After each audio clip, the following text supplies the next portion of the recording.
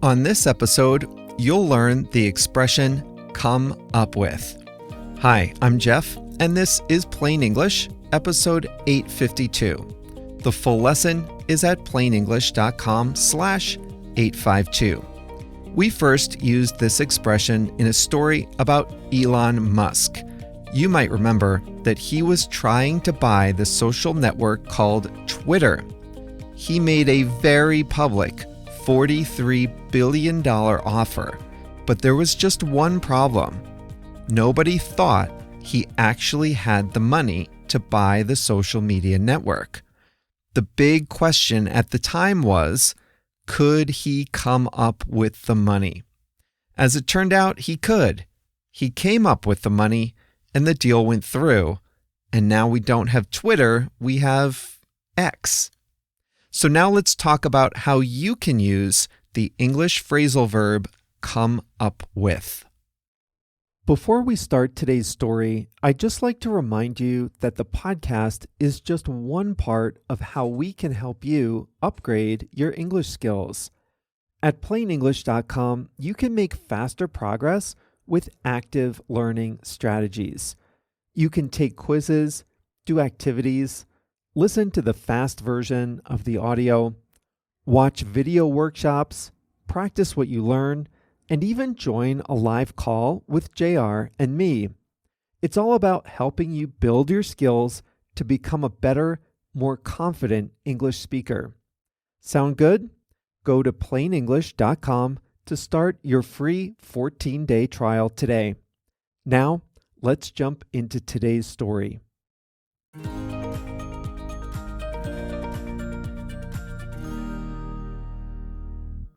And that English expression is come up with. This is a phrasal verb with a broad meaning, but we only use it at a specific time. Broadly speaking, come up with simply means to produce something or to get something. That's it. But we only use come up with when someone is under pressure to get that thing. One very common way to use this phrase is with money. Can you come up with the money? That means, can you find a way to get the money under pressure? For example, if someone asked me for $5, I could just reach in my pocket and hand it over. That's easy. No pressure.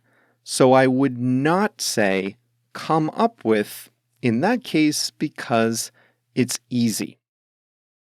But if someone kidnapped me and said I needed to produce $5,000 by the end of the day, well, that's a different story. That's pressure, and it's not easy. I would need to come up with the money somehow. It wouldn't be easy, and I'd have to produce it under pressure. Elon Musk had to come up with a lot more than that. He offered to buy Twitter for $43 billion. Just one problem. He didn't have enough money in cash. The question on everyone's mind was this: would he be able to come up with the money? That means, would he be able to find enough money to deliver on his promise? Now, when you make an offer like this, you can't just wait around for a few months while you scrape together the money to back up your offer. You need to come up with the money relatively quickly, or nobody will take you seriously. And at first, people weren't taking Musk particularly seriously. But then, guess what he did? He came up with the money.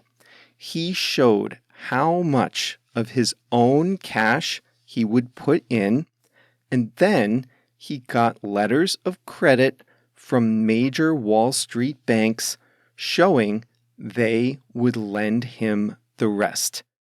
He produced, under pressure, the money needed to buy Twitter. He came up with the money. Now, another way to use come up with is to talk about answers or solutions. One problem with technology in cars is that the technology is out of date soon after the car is sold. We live in an age where software is updated all the time. But if you buy a car today, the software running on the display screen is frozen in time for the entire life of the car. That's a problem. Tesla, Elon Musk's company, wanted to sell high-tech cars to high-tech people. They couldn't sell a car that would be obsolete in a few months' time. So Tesla came up with a great solution: over-the-air updates. That means Tesla would equip the car with a fixed set of cameras, sensors, and screens. Those wouldn't change over time. But the software that makes the car cool could be updated wirelessly all the time. And that means Tesla can continuously offer new features, not only on new cars, but also to existing owners as well. Tesla was under pressure to produce something, in this case, a solution, and they did it.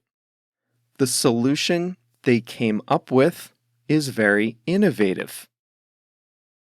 Have you watched a quiz show on TV? The most famous quiz show in America is Jeopardy!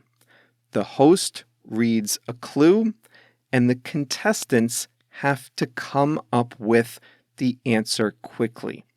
There's pressure, there's urgency, and the contestants need to quickly come up with the answer, or I should say, the question, if you know the rules. Have you ever gotten to a meeting late? You might need to come up with an excuse. You walk in, the meeting has already started, the person speaking pauses, looks at you, and what? What do you say? You need to come up with an excuse. Oh, sorry, the copier was jammed. You wouldn't believe the traffic. I got stuck in the elevator. My pet was sick. You're under pressure to produce an explanation or an excuse for why you're late. Can you come up with a believable excuse in time? Oversleeping doesn't count. A hard thing for me is coming up with story ideas for plain English. Sometimes it's easy. Like the Penn Station one, I knew for a long time that I wanted to do that one. Sometimes I have a long list of ideas of episodes that I want to create, but not always. Now, for instance, I don't know what the next episode is going to be about, but I'll come up with something. That's all for episode 852. The full lesson is at plainenglish.com/852. We'll be back on Monday with a new story. Let's see what I come up with.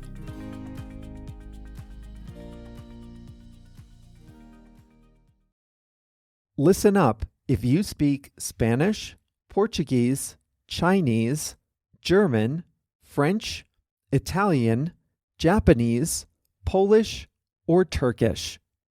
One of the most frustrating things about listening and reading in a second language is being confused by unfamiliar words or phrases. When you listen to plain English, or when you read the transcript, you probably encounter some words you don't know. When that happens, you have a few options.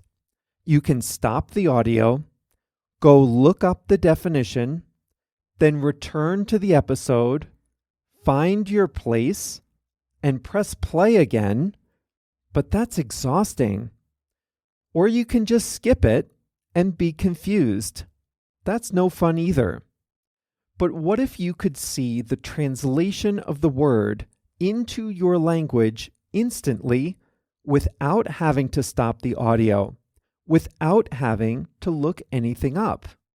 Well, you can at plainenglish.com.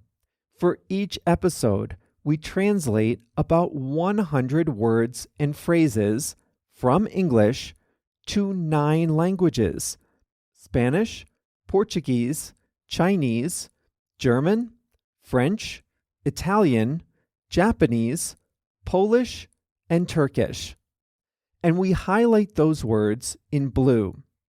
All you have to do is hover your mouse over the highlighted word, and you'll see the translation instantly. It works great on mobile too. It really makes listening a lot more satisfying, and it's a great way to expand your vocabulary in English. The best way to see these translations is to sign up for a free 14-day trial at plainenglish.com. During your trial, you can read as many transcripts as you like, all with the translations into your language. So sign up for your free trial today at plainenglish.com.